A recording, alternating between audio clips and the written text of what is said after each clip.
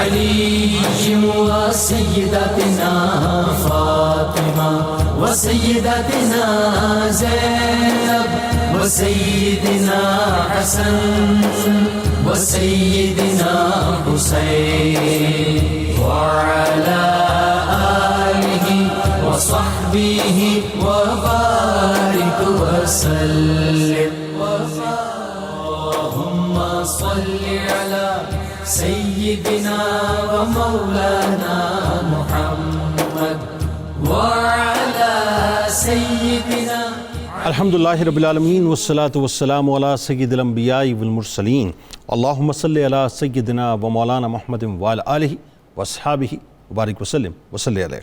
دنیا کے تمام دیکھنے والوں کو، تمام چاہنے والوں کو، تمام پیار کرنے والوں کو، اور جہاں جہاں تک اس وقت میری آواز کو سنا اور مجھے دیکھا جا رہا ہے، جنید اقبال کی جانب سے انتہائی محبت کے ساتھ السلام علیکم۔ ایک بار پھر ناظرین، آپ کو پر نور صبح میں صبح نور کے ساتھ میں دل کی گہرائیوں سے خوش آمدید کہتا ہوں، اور آئیے چلتے ہیں حضرت ابو انیس محمد برکت علی علیہ رحمہ کی تالیف اسماء النبی کریم صلی اللہ علیہ وآلہ وسلم سے رسول اللہ صلی اللہ علیہ وآلہ وسلم کا ایک اسم مبارک پڑھنے اور سننے کی سعادت حاصل کرتے ہیں۔ سیدنا خیر الخلق صلی اللہ علیہ وآلہ وسلم، ہمارے سردار، سب سے بہترین مخلوق، درود و سلام بھیجے اللہ آپ صلی اللہ علیہ وآلہ وسلم پر، آپ صلی اللہ علیہ وآلہ وسلم کے آل پاک پر، اور صحابہ کرام رضوان اللہ تعالیٰ علیہم اجمعین پر۔ سیدنا عبداللہ بن عمر رضی اللہ تعالیٰ عنہما سے روایت ہے کہ حضور نبی کریم صلی اللہ علیہ وآلہ وسلم نے ارشاد فرمایا کہ اللہ تعالیٰ نے سب سے بہترین تخلیق حضرت آدم علیہ السلام کی فرمائی، پھر اولاد آدم کو دو حصوں یعنی عرب و عجم میں تقسیم کیا، پھر ان دو میں سے اہل عرب کو پسند فرمایا، پھر ان میں سے قبیلہ قریش کو پسند فرمایا، پھر بنی ہاشم کو پسند فرمایا، پھر بنی ہاشم میں سے مجھے پسند فرمایا، پس میں سب سے بہترین ہوں اور بہترین امت کی طرف بھیجا گیا ہوں۔ ناظرین کرام، آج کا موضوع بڑا ہی لطیف ہے اور ایک اتنا حسین موضوع ہے کہ آگے جا کے میں آپ کو بتلاؤں گا کہ اگر وہ نہ ہوتا ناظرین تو آج کیا رہا ہوتا، کیا ہو رہا ہوتا، یا کیا کچھ ہو چکا ہوتا۔ اس پر بھی انشاءاللہ گفتگو کروائیں گے۔ موضوع ہے تحویل قبلہ کے اسرار و رموز۔ بات یہ ناظرین کہ یوں کہیے کہ آج بنیادی طور پر یہ جو موضوع ہے، کچھ اس طرح سے اس کو سمجھیں کہ آج عقل کے دخل پر بات نہیں ہوگی بلکہ عشق کے راستوں پر چل کے بات ہوگی۔ آج اف اگر مگر بٹ کے کانٹوں سے الجھنے کی بات نہیں ہوگی بلکہ آنے والے ہر حکم پر بلا تاویل سر جھکا کر عمل کرنے اور عمل کرنے والوں کی بات ہوگی، بلکہ آج اطاعت محبوب میں ان نفوس قدسیہ کے اجزاء میں مطہرہ پہ بات ہوگی جو 180 ڈگری اینگل پر دوران نماز بغیر سوال کیے گھوم جانے کی بات کرتے ہیں اور گھوم جاتے ہیں، یعنی اپنے عقیدے کا مکمل طور پہ اظہار کرتے ہیں، جو جنبش مصطفیٰ صلی اللہ علیہ وآلہ وسلم پر اپنا سب کچھ لٹانے کو تیار رہتے ہیں۔ یعنی تحویل قبلہ اسلامی دنیا کا اہم ترین سنگ میل ہے اور ایک ایسا بڑا یو ٹرن ہے ناظرین، ایسا ٹرننگ پوائنٹ ہے جس نے یکسر بہت کچھ تبدیل کر کے رکھ دیا۔ ناظرین کرام، یہ کیسی محبتوں کی منزل ہے اور یہ کیسا ناز کا مقام ہے اور یہ کیسا عشق کا مقام ہے، یہ کیسی نوازشات ہیں کہ اللہ تبارک و تعالیٰ وَلَسَوْفَ يُعْطِيكَ رَبُّكَ فَتَرْضَىٰ کا اعزاز تھامے اپنے پیارے محبوب کی خواہش کو اپنی خواہش قرار دے کر دنیا کو یہ بھی بتلا رہا ہے کہ جو میرے محبوب کی خواہش ہے وہ دراصل میری خواہش ہے، اور جو میری خواہش ہے وہ دراصل میرے محبوب کی خواہش ہے۔ اور پھر خانہ کعبہ کو ناظرین کرام محبوب کی منشا کے مطابق قبلہ بنا کر ایک طرف تو اپنے محبوب کی خواہش پر قبولیت کا تاج سجاتا ہے، تو دوسری طرف محبوب کے جد امجد حضرت ابراہیم و اسماعیل علیہ السلام کی دعا کو شرف قبولیت بخشتے ہوئے رسول اللہ صلی اللہ علیہ وآلہ وسلم کی خواہش کے مطابق، ان کی چاہت کے مطابق بیت اللہ کو اہل اسلام کا قبلہ مقرر فرماتا ہے۔ یعنی ناظرین، اپنے خلیل کے بنائے ہوئے گھر کو رہتی دنیا تک مسلمانوں کا قبلہ اللہ تبارک و تعالیٰ نے بنا دیا۔ ناظرین کرام، آپ جانتے ہیں، اب یہ تاریخی بات ہے کہ بیت المقدس کی باقاعدہ تعمیر حضرت سلیمان علیہ السلام نے فرمائی۔ انبیاء بنی اسرائیل کثیر تعداد میں اسی علاقے میں مبعوث ہوئے، اسی وجہ سے سابقہ مذاہب سماویہ کا مرکز بھی یہی علاقہ رہا۔ بیت المقدس اور فلسطین کے دیگر مقدس مقامات کے ساتھ ناظرین تمام مذاہب سماویہ کا قلبی لگاؤ، اور آپ جانتے ہیں کہ آج بھی یہ جو پولیٹیکل رفٹ ہے پوری دنیا کے اندر، یہ اسی وجہ سے۔ اور قربان جائیے نگاہ مصطفیٰ صلی اللہ علیہ وآلہ وسلم پر، اور قربان جائیے قلب مصطفیٰ صلی اللہ علیہ وآلہ وسلم پر کہ نگاہ بھی خانہ کعبہ پہ جمی ہوئی تھی، قلب بھی وہیں جمع ہوا تھا۔ اسی وجہ سے ناظرین آج دیکھنے کو ملتا ہے کہ اگر خدا نہ خواستہ ایسا نہ ہوتا تو آج کیا ہوتا ناظرین؟ آج یہ ہوتا کہ ہم بیت المقدس میں داخل تک نہیں ہو پاتے۔ تو آج جو کچھ بھی ہمیں مل رہا ہے یہ سب فیضان مصطفیٰ صلی اللہ علیہ وسلم ہے ناظرین۔ یہی بیت المقدس ناظرین مسلمانوں کا قبلہ اول ہے، اسے روئے زمین پر دوسری مقدس ترین مسجد ہونے کا اعزاز حاصل ہے۔ یہ اسرا اور معراج کی سرزمین ہے۔ آپ صلی اللہ علیہ وآلہ وسلم شب معراج میں مکہ مکرمہ سے بیت المقدس تشریف لے گئے، پھر اس مسجد میں حضرت آدم علیہ السلام سے لے کر تمام انبیاء کرام علیہ السلام کی آپ نے امامت فرمائی تھی۔ مدینہ طیبہ آمد کے بعد رسول اللہ صلی اللہ علیہ وآلہ وسلم کو حکم الہی تھا کہ بیت المقدس کی طرف رخ کر کے نماز ادا کریں۔ 16 یا 17 مہینے ناظرین تاریخ میں آتا ہے کہ بیت المقدس ہی اسلام کا قبلہ رہا، مسلمانوں کا قبلہ رہا، مگر رسول اکرم صلی اللہ علیہ وآلہ وسلم کی تمنا یہی تھی کہ القدس کی جگہ کعبۃ اللہ ہی کو قبلہ بنایا جائے۔ رسول اکرم صلی اللہ علیہ وآلہ وسلم اسی سلسلے میں وحی الہی کا انتظار فرما رہے تھے کہ اور وہاں مالک دو جہاں اپنے پیارے کے مبارک قلب میں اٹھنے والی خواہش کو دیکھ رہا تھا، اور پھر ایک دم ناظرین وہ آیات انشاءاللہ آج آپ کو سنوائیں گے، اس کے تراجم سنوائیں گے، بس 2 جملے کہ اے حبیب ہم بار بار آپ کے رخ انور کا آسمان کی طرف پلٹنا دیکھ رہے ہیں۔ کیا پلٹنا تھا رخ انور کا ناظرین آسمان کی طرف کہ دنیا ہی پلٹ گئی کہ کعبۃ اللہ تبارک و تعالیٰ نے مسلمانوں کا قبلہ بنا دیا۔ آج بنیادی طور پر بس اس عشق کی، محبت کی، ناز کی اور خواہشات کی تکمیل کی، خواہش مصطفیٰ صلی اللہ علیہ وسلم کی تکمیل کی اور غلاموں کی اتباع کی ناظرین انشاءاللہ بات کریں گے۔ اللہم صلی علی سیدنا و مولانا محمد وعلی سیدنا علی و سیدتنا فاطمہ و سیدتنا زینب و سیدنا حسن و سیدنا حسین وعلی آلہ وصحبہ وبارک وسلم۔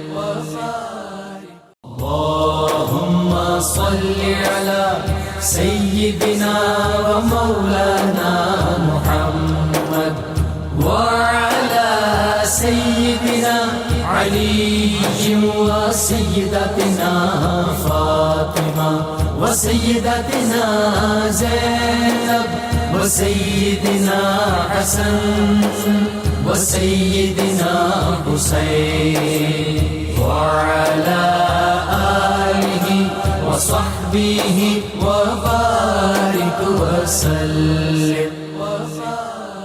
موضوع بڑا لطیف ہے اور میں چاہتا ہوں سب سے پہلے، چونکہ یہ جد کی خواہش، جد کی دعا کی قبولیت کی منزل ہے بنیادی طور پہ، تو تحویل قبلہ کا جو پس منظر دعائے خلیل علیہ السلام کی روشنی میں قرآن بیان کرتا ہے۔ آغاز بسم اللہ الرحمن الرحیم۔ جنید بھائی بہت شکریہ، اس میں کوئی شک اور کوئی بات نہیں ہے کہ تحویل قبلہ کے حوالے سے جب ہم بات کرتے ہیں تو 3 بنیادی عنصر سامنے آتے ہیں۔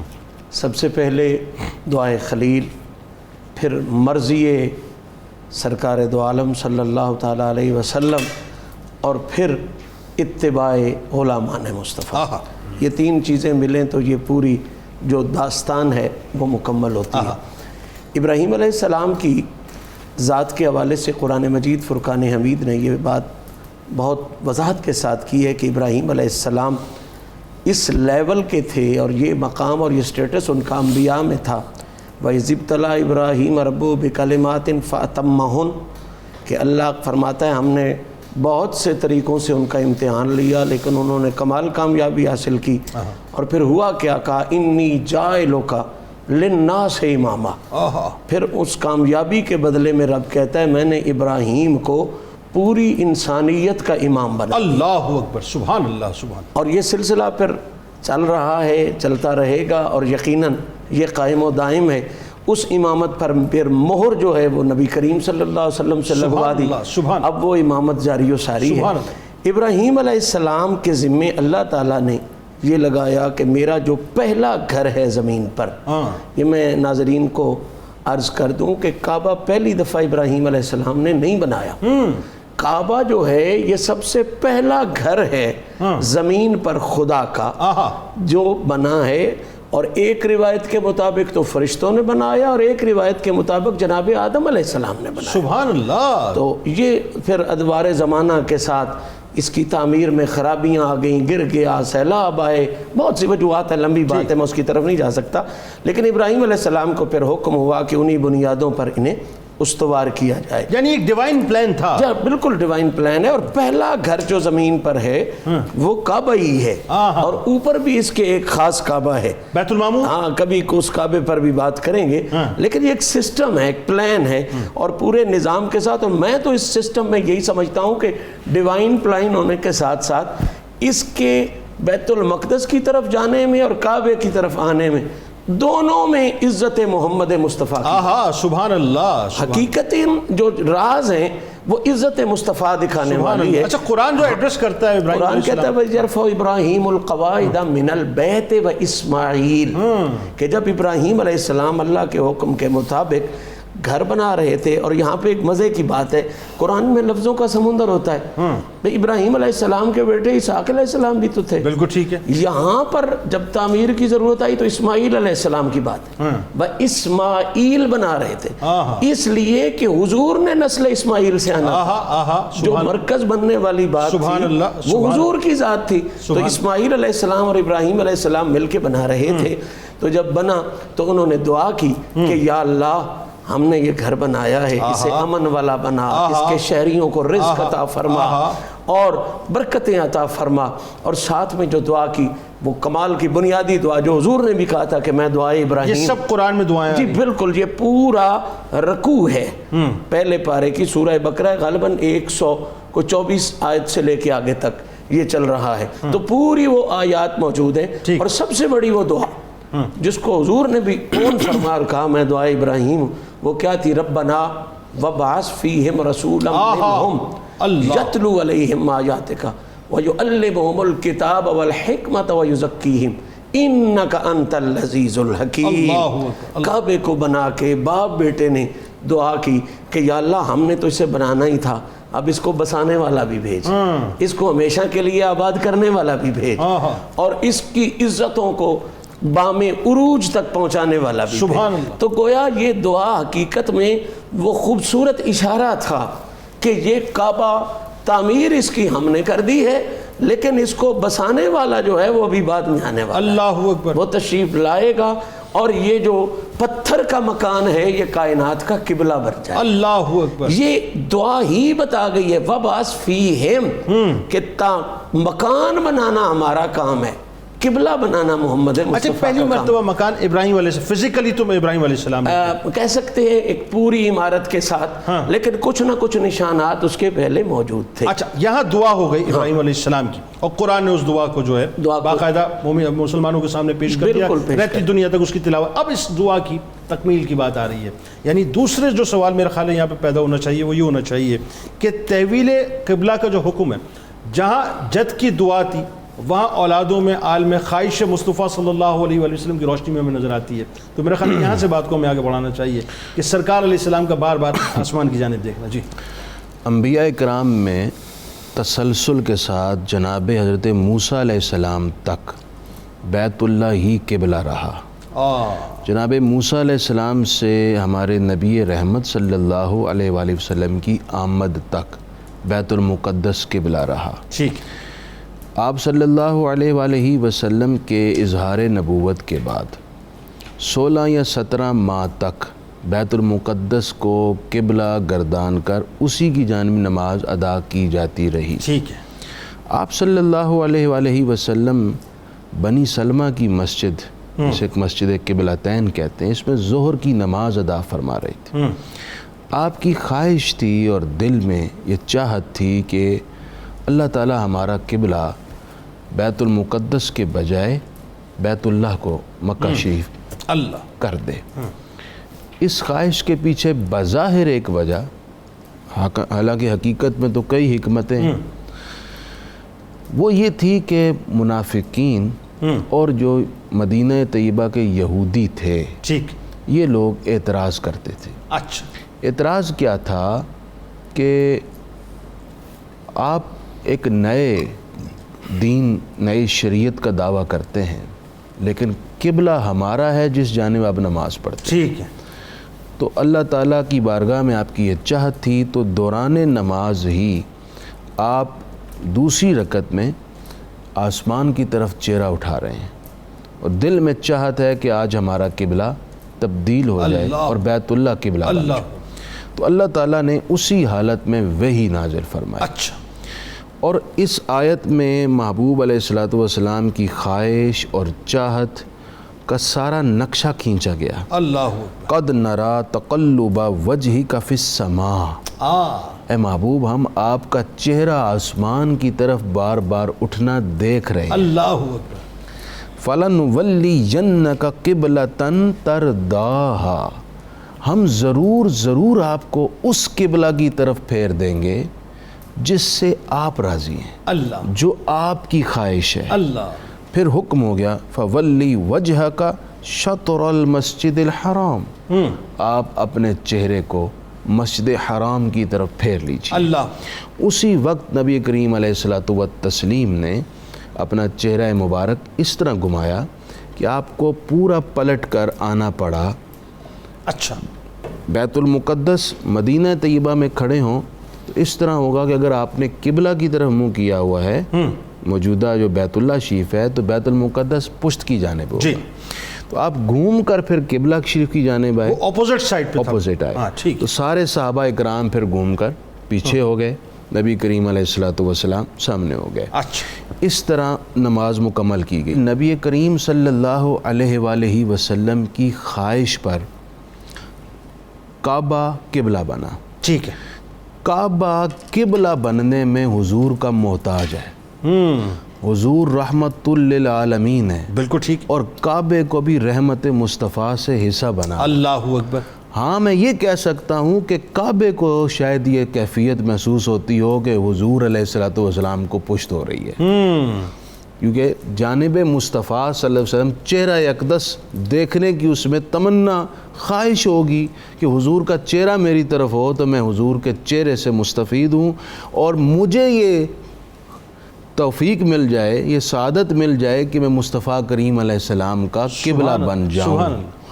ہو سکتا ہے کعبے میں یہ خواہش ہو، ٹھیک ہے، وہ رحمت مصطفیٰ سے حصہ چاہتا ہو۔ ٹھیک، اس آیت سے دوسری بات یہ بھی معلوم ہو گئی کہ خواہش مصطفیٰ کا اللہ کی بارگاہ میں اتنا اعتبار ہے، اتنا احترام سبحان ہے اللہ، کہ عین نماز کی حالت میں بھی ہو تو اللہ تعالیٰ فوراً حکم جاری کر کے بیت اللہ کو کعبہ بنا دیتا ہے، قبلہ بنا دیتا ہے۔ سبحان، اسی وجہ سے حکم ہوا ہے وَلَسَوْفَ يُعْطِيكَ فَتَرْضَىٰ، اے محبوب اللہ آپ کو اتنا دے گا کہ آپ راضی ہو جائیں گے۔ اللہ، ساری دنیا مخلوق چاہتی ہے اللہ راضی ہو، اور اللہ چاہتا ہے میرے محبوب راضی وَلَسَوْفَ ہو جائے۔ يُعْطِيكَ رَبُّكَ فَتَرْضَىٰ، وَلَسَوْفَ يُعْطِيكَ رَبُّكَ فَتَرْضَىٰ، اللہ، اللہ آپ کو اتنا دے گا کہ آپ راضی ہو جائیں۔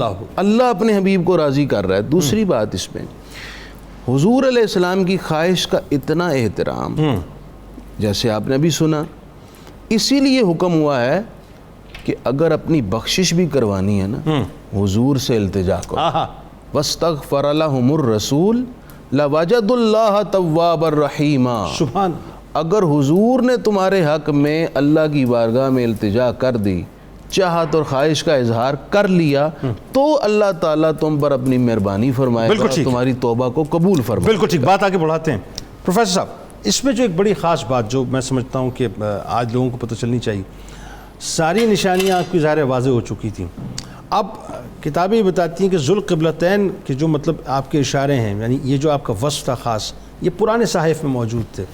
تحویل قبلہ کا جو حکم ہے بنیادی طور پہ، جہاں بہت سی فضیلتوں کو مطلب ساتھ لے کر آیا، وہاں پہ ایک بات اور آشکار ہوئی کہ یہ بات بھی انڈورس ہو گئی کہ آپ ہی ذوالقبلتین ہیں، یعنی وہ نشانی جو ہے پوری ہو گئی۔ ذرا اس حوالے سے بتائیے۔ بسم اللہ الرحمن الرحیم۔ جناب صاحب شکریہ، اس حسین اور خوبصورت موضوع پر گفتگو کے حوالے سے آپ نے موقع دیا۔ مجھے وہ ایک خوبصورت شعر یاد آ رہا ہے کہ جس طرف وہ نظر نہیں آتے، جس طرف وہ نظر نہیں آتے، ہم وہ رستہ ہی چھوڑ دیتے ہیں، اور کعبہ بنتا ہے اس طرف ہی ریاض، رخ جدھر کو وہ پھیر دیتے ہیں۔ ہائے ہائے ہائے، سبحان اللہ سبحان اللہ، کیا محترم مفتی صاحب نے بڑے خوبصورت انداز میں تحویل قبلہ میں جو حضور نبی کریم علیہ الصلاۃ والسلام کی رضا جوئی ہے بارگاہ الہی کی جانب سے، اس طرف اشارہ فرمایا. اور آپ کی اجازت سے ایک بات کا اضافہ کر کے پھر میں آپ کے سوال کی طرف آتا ہوں. پلیز. اللہ پاک نے قرآن مجید میں فرمایا قد نرا تقلب وجہک فی السماء، ہم آپ کے چہرے کا آسمان کی جانب بار بار اٹھنا دیکھ رہے ہیں. تقلب میں ایک بار کا اٹھنا نہیں ہے، متعدد بار کا اٹھنا ہے. اب وہ یعنی یہ حضور کا اشتیاق قلبی تھا کہ دل میں خواہش تھی کہ باری تعالیٰ کعبہ کی طرف پھرنے کا ہمیں حکم عطا فرما دے. زبان سے اظہار نہیں کیا تھا، وہ دل میں خیال تھا، اور اس دل کے خیال کی شدت میں بار بار رخ انور آسمان کی طرف اٹھتا تھا وہی کے انتظار میں. سبحان اللہ.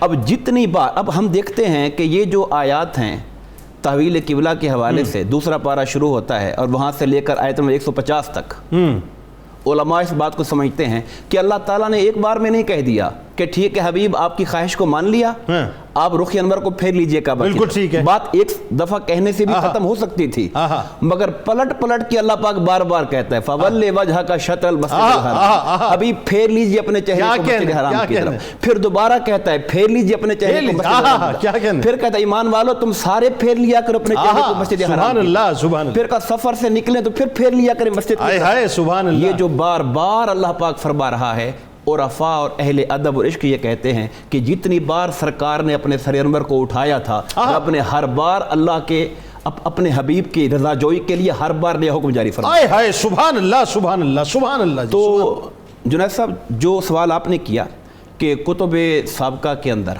ظاہر ہے کہ حضور نبی کریم علیہ الصلاۃ والسلام کی آمد مبارک کا تذکرہ تو عالم ارواح سے جاری ہے، انبیاء کرام کی محفل میں، جس کی طرف قرآن نے اشارہ کیا. اور پھر ہر نبی کی ذمہ داری بھی دی گئی کہ آپ اپنی امتوں میں جا کر حضور نبی کریم علیہ الصلاۃ والسلام کی آمد اور آپ کی ختم نبوت کے حوالے سے لوگوں کو بتاتے رہیں گے. سبحان اللہ. اب وہ جو آقا کی آمد کا تذکرہ ہو رہا تھا وہ صرف ایک معروضی نہیں ہو رہا تھا بھی نبی آئیں گے نہیں، بلکہ ان کے تمام اوصاف کا بھی ذکر ہو رہا تھا، آپ کی عادات و شمائل کا بیان ہو رہا تھا. سبحان اللہ. آپ کے چہرہ انور کی جو رنگینیاں اور جو ضیائیاں ہیں اس کا ذکر ہو رہا سبحان تھا. اللہ سبحان اللہ. اور پھر سرکار کو اللہ پاک جو اوصاف دے کر، جو خاص امتیازات دے کے بھیج رہا تھا، ان کا بھی ذکر ہو رہا تھا. ان میں سے ایک امتیاز یہ بھی بتایا جا رہا تھا کہ وہ پیغمبر وہ آئیں گے جو ذو القبلتین ہوں گے، انہیں بیت المقدس کی طرف بھی رخ کرنے کا اور خانہ کعبہ کی طرف بھی رخ کرنے کا رب کائنات کی بارگاہ سے سبحان اللہ، یہ اعزاز ان کو حاصل ہوگا، فاران کی چوٹیوں سے طلوع ہوگا. سبحان اللہ. اب ہم دیکھتے ہیں اگر حضور نبی کریم علیہ الصلاۃ والسلام بیت المقدس کی طرف رخ نہ کرتے، رخ کیا سرکار نے، ابتدا میں یہود خوش ہوئے اور پھر یہ بات انہوں نے بطور اعتراض بھی کہہ دی، دیکھا جی شریعت اپنی کہتے ہیں میں نبی ہوں اور کعبہ ہمارا ہے، اگر نہ کرتے رخ تب بھی اعتراض ہوتا. ٹھیک ہے. اور اگر سرکار نے کر لیا تو تب بھی معترض ہیں. مگر اگر سرکار نہ کرتے تو کیا ہوتا؟ وہ کہتے ہیں ہماری کتابوں میں تو کہا گیا تھا نبی وہی ہوگا آخر الزمان جو دونوں طرف رخ کرے گا، ان کا رخ تو ادھر نہیں ہوا ہے، لہذا یہ وہ نبی نہیں ہیں.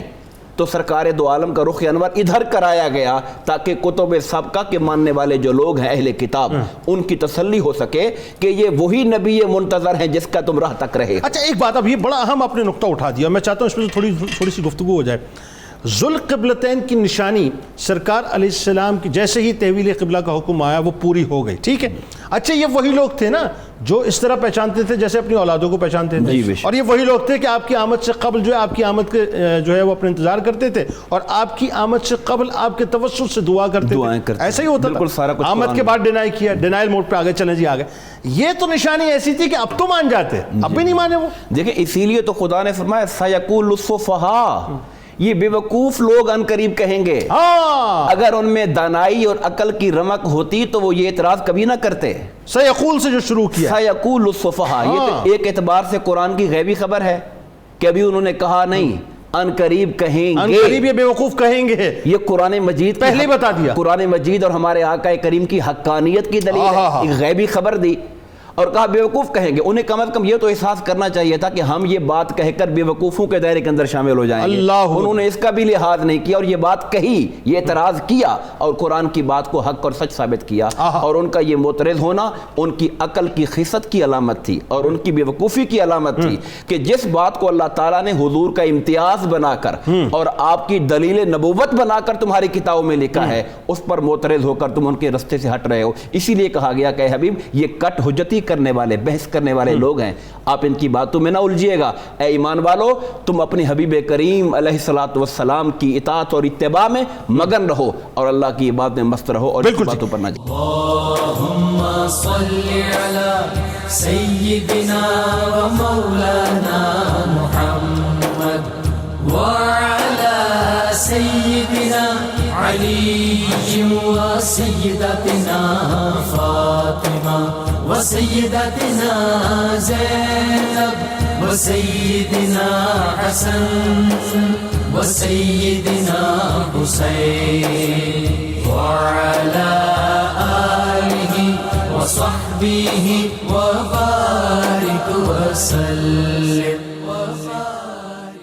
اللهم صل على سيدنا ومولانا محمد وعلى سيدنا علي وسيدتنا فاطمة وسيدتنا زينب وسيدنا حسن وسيدنا حسين وعلى آله وصحبه وبارك وسلم. پیر صاحب بتائیے ذرا کہ ہوا کیا, اور تھوڑا سا نقشہ تو ظاہر ہے مفتی صاحب نے کھینچا ہے, لیکن میں چاہتا ہوں ذرا مزید چاشنی آپ پیدا کیجئے. بسم اللہ الرحمن الرحیم. وما جعلنا القبلۃ التي كنت عليها الا لنعلم من يتبع الرسول. آپ نے آج گفتگو بڑے خوبصورت موڑ پہ لا کے کھڑا کر دی ہے, اور بنیادی نقطہ یہ بن گیا ہے کہ رسول اور کعبہ یہ کیا مناسبتیں ہیں, کیا خوبصورتیاں ہیں اور کیا حسن ہیں. تو پہلی بات تو قرآن مجید نے خود اس بات سے پردہ اٹھا دیا کہ تحویل قبلہ کی جو حکمتیں ہیں, جو راز ہیں, جو وجوہات ہیں, ان میں سے ایک بنیادی وجہ اللہ فرماتا ہے کہ یہ جو میں نے تبدیلی کی ہے نا, اس کی اور بھی بہت سی حکمتیں ہیں, لیکن ایک بہت بڑی حکمت یہ ہے کہ واضح ہو جائے کہ وہ کون سے چنیدہ لوگ ہیں, وہ کون سے ستھرے اور نفیس لوگ ہیں جو رسول سے آگے دیکھتے ہی نہیں. اللہ اکبر. اچھا ان حکمتوں پر منہ سے تو ہم بات کریں گے پیر صاحب, اتباع وہ نقشہ کھینچے, میں چاہتا ہوں نقشہ لا رہا ہوں, لیکن اتباع کا لفظ ضرور سمجھانا ضروری ہے. من یتبع الرسول جب آ گیا اور وہ نقشہ اتباع کے تحت ہی آیا, بتائیے اس کے بغیر ایک ہوتی ہے اطاعت, ایک ہوتی ہے اتباع. اطاعت کا ایک مسئلہ ہے کہ اس میں کسی کے حکم کو مانا جاتا ہے, یعنی اگلے نے کہا ہے تو آپ نے مانا ہے, تو یہ اطاعت ہے. اتباع میں اگلے کا حکم نہیں ہوتا, بس اس کی ادا پہ قربان ہوا جائے. کیا کیا اور علماء لغت نے یہ لکھا ہے کہ اتباع کا معنی ہے کہ ایک بندہ آگے جا رہا ہو, دوسرا اس کے پیچھے جا رہا ہو. ٹھیک ہے. اور یہ جو پیچھے والا ہے نا, یہ نہ ادھر دیکھے, نہ ادھر دیکھے, نہ ادھر دیکھے, نہ ادھر دیکھے, یہ صرف اور صرف اگلے کے قدموں کے نشان پر دیکھے. سبحان اللہ, سبحان اللہ. یہ اتباع کا لغوی معنی ہے. کیا کہنا. اب یہی منظر کائنات نے دیکھا اس موقع پر جب تحویل قبلہ. اب اللہ کا ایک اپنا نظام ہے نا جی, اللہ نے آرڈر ہی کرنا تھا قبلہ تبدیل کرنے کا, تو نماز سے پہلے بھی تو پہلے بھی ہو سکتا تھا. یہ ایسی بات ہے نماز میں ہی ضروری ہو, زیادہ بہتر عام طور پر اگر سمجھا جائے. اچھا یہ سوال بہت میرے ذہن میں بڑا یہ ہمیشہ مطلب جو ہے مجھے وہ کرتا ہے کہ یہ بالکل نماز کے دوران ہی کیوں. پہلے بھی تو ہو سکتا تھا, حضور کی خواہش تھی, دعائے ابراہیم تھی, پہلے قبلہ تھا, اور یہ بیت المقدس والی بات بھی اب آپ نے کر دی ہے, تفصیل میں جانے کا وقت نہیں. ایک اور سوال اس میں ایڈ کر لیں. پہلے بھی ہو سکتا تھا اور بہت اسموتھ حالات میں ہو سکتا تھا کہ مثال کے طور پہ محبوب کو کہا جاتا کہ اے محبوب آپ نے کل باقاعدہ سب کو بلوا کر مسجد نبوی میں اعلان کرنا ہے. اس طرح بھی ہو سکتا تھا جس طرح باقی وہی. لیکن یہ دوران نماز کیوں ہوا؟ یہی مسئلہ ہے, یہی تو اصل میں راز ہے, یہی تو وہ اتباع والا حسن پیدا کرنا. اگر حضور بلا کے کہتے کہ کل سے قبلہ ادھر ہے، تو لفظ اطاعت ضروری تھا، حضور کا کہنا ضروری تھا۔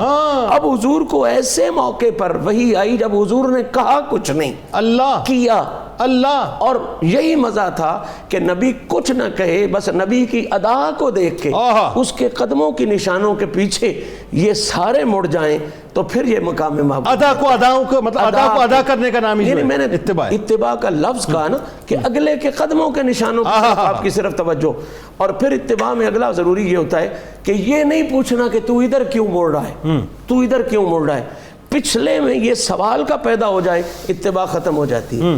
اتباع میں سوال نہیں ہوتا۔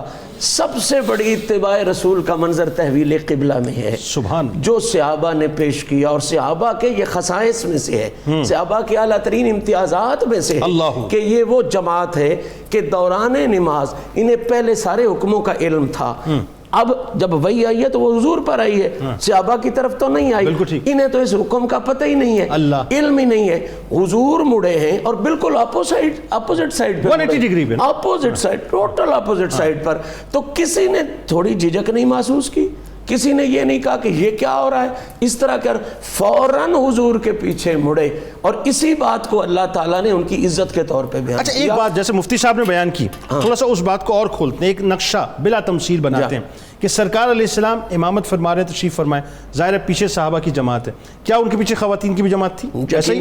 اب یہ کیسے یہ جو ڈائنامک اس کے جو پورے کیسے تبدیل ہوا یہ معاملہ؟ اس کے حوالے سے دو آراء مفسرین نے لکھی، ایک تو یہ ہے کہ حضور اپنی جگہ پہ فوراً مڑ گئے اور صحابہ نے درمیان میں سے رستہ دے دیا اور آپ آگے چلے گئے، صحابہ پیچھے چلے گئے۔ ایک رائے یہ ہے کہ آپ وہیں سے اوپر سے ہوتے ہوئے آئے، اور صفیں بھی ساری جو ہیں وہ اوپر سے ہوتی جیسا مفتی صاحب نے فرمایا پیچھے آئی ہیں، بالکل صحیح، دونوں رائے موجود ہیں، بالکل ٹھیک ہے۔ بہرحال جو بھی ہو دونوں میں کام تو اپوزٹ ہو رہا ہے، کام تو بالکل الٹ ہو رہا ہے، بالکل ٹھیک ہے، کوئی سیدھا نہیں ہے، الٹ ہو رہا ہے، اور انہوں نے الٹ ہوتے پر بھی سوال نہیں کیا کہ یا رسول اللہ یہ کیا ہو رہا ہے، اللہ، یہی مزہ ہے، یہی حسن ہے۔ اور اللہ نے تعویل قبلہ میں جہاں حضور کی خواہش کو مد نظر رکھا ہے، جہاں ابراہیم کی دعا کو مد نظر رکھا ہے، وہاں یہ بھی کیا کہ میں نے یہ کیا اس لیے ہے کہ پتہ چل جائے محمد کے تیار کردہ لوگ کس لیول پہ فائز، اللہ۔ اچھا ایک اور بات، اتباع کی کس منزل پر فائز، میں نے تاریخ میں جتنا پڑھا، مجھے آج تک یہ کوئی کہیں بھی یہ سوال نظر نہیں آیا کہ یا رسول اللہ صلی اللہ علیہ وسلم 17 مہینے تک ہم نے یا 16 مہینے تک یہ نماز ادا کی آپ کے پیچھے، بالکل کسی صحابی نے سوال نہیں کیا، بالکل نہیں سوال کیا۔ کچھ کمزور لوگوں نے اتنا سوال ضرور کیا کہ وہ جو پہلی نمازیں ہیں وہ کدھر جائیں گی، تو حضور نے مسکرا کے فرمایا وہ بھی اللہ کے لیے پڑھی گئی ہیں، یہ بھی اللہ کیا بات آگے بڑھاتے ہیں، اللہ تمہاری نیکیوں کو ضائع نہیں کرتا۔ آمین، بات آگے بڑھاتے ہیں۔ خلاصہ اس بات کا یہ ہے کہ تحویل قبلہ میں اتباع کا ایسا تعلق ہے جو قیامت تک بتا رہا ہے کہ رسول کا عمل اگر ایک عمل کے بالکل بھی اپوزٹ ہو جائے تو دین اس بات کا نام ہے کہ آپ نے طرفیں اور سمتیں نہیں دیکھنی، آپ نے رسول کو دیکھنا۔ سر میں ایک جملہ عموماً کہتا ہوں، ہمیں کیا معلوم کہ اللہ کون، ہمیں تو بتایا مصطفیٰ نے کہ اللہ ہیں تو ہم نے جانا کہ اللہ، بالکل حقیقت ہے، ہمیں کیا معلوم کہ قرآن کیا، ہمیں تو مصطفیٰ نے بتایا صلی اللہ علیہ وسلم کہ قرآن اللہ کا کلام ہے تو ہم نے جانا اللہ کا کلام ہے، ہمیں کیا معلوم نمازیں کیا تھی، قبلہ کیا تھا، جو انہوں نے بتایا ہم نے اس کو تسلیم کیا، تو جو ان کے صدقے ملا ان سے کیا سوال کی گنجائش رہتی ہے؟ بس اچھا اب یہ بتائیے مفتی صاحب جو بڑا اہم ترین سوال ہے، تحویل قبلہ کے کچھ اسرار و رموز ہیں، کچھ حکمتیں ہیں، کچھ باتیں ہیں جو ظاہر ہے اللہ اور اس کے رسول صلی اللہ علیہ وآلہ وسلم بہتر جانتے ہیں، لیکن اپنے علم اور فہم کے مطابق ایک مسلمان اس کو کیسے دیکھتا ہے؟ سب سے بڑی بات جو سمجھائی جا رہی ہے اس واقعہ سے وہ یہ ہے کہ کعبہ قبلہ حضور کی وجہ سے ہے، ہوتے کہاں خلیل و بنا کعبہ و منا، لولاک والے صاحبی سب تیرے گھر کی۔ اعلیٰ حضرت فرماتے ہیں، دوسری جو بات میں نے پہلے کی تھی، آپ فرماتے ہیں کعبہ بھی ہے انہی کی تجلی کا ایک ظل، روشن انہی کے نور سے پتلی حجر کی ہے۔ سبحان اللہ، یہ بھی اس واقعے سے سمجھایا گیا، کعبہ بھی حضور کی وجہ سے ہے، اور کعبے کو کعبے کی حیثیت اور کعبے کو رحمتوں کا فیضان بھی حضور کی وجہ سے ملا، کعبے کو فیضان کعبے کے کعبہ کی وجہ سے، کعبے کے کعبہ کی وجہ سے ملا۔ اچھا تیسری بات یہ، حضور کی وجہ سے کعبہ قبلہ بن گیا، ٹھیک ہے، اس قبلے کے اسرار و رموز میں سے ایک سر یہ ہے کہ دنیا بھر کے گناہ گار مسلمان اس مرکز پر آئیں اور اللہ تعالیٰ کی رحمت میں نہا لیں اور ان کے سارے گناہ معاف ہو جائیں. سبحان. جس کا چپا چپا نور و نکہت سے بھرا ہو اور دلوں کو، ذہنوں کو، فکروں کو روشنی میسر آئے. سبحان. ایک سر یہ ہے کہ اس کعبے کی تعمیر میں، اس کے حدود میں، اس کے کونے کونے میں انبیاء کی نسبت شامل ہے. سبحان. حضرت ابراہیم علیہ السلام کے، حضرت ہاجرہ کے، حضرت اسماعیل علیہ السلام کے وہ اعمال شامل ہیں جو اس کعبے کی عبادت میں شامل کر کے امت کو یہ بتایا گیا ہے کہ یہ انبیاء اکرام علیہ السلام ہیں جن کی اتباع، جن کی اطاعت اللہ کی رضا کا باعث ہے. سبحان اللہ. اور آثار کو اور ان انبیاء کی زندگیوں کو زندہ رکھنا اللہ کا مطلوب ہے. سبحان. چوتھا سر یہ ہے کہ یہ پوری دنیا کے مسلمانوں کا ایک مرکز بنا ہے، ایک مرکز ہے.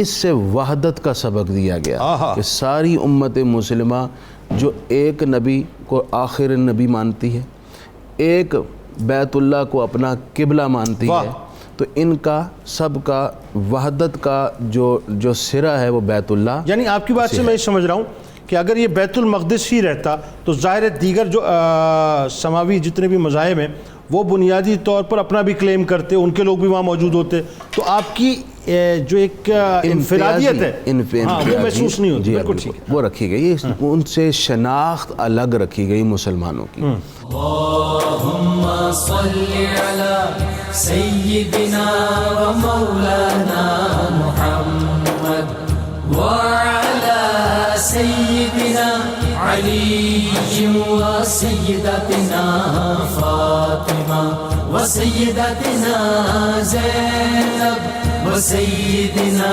حسن و سیدنا حسین وعلی آلہ وصحبہ وبارک وسلم.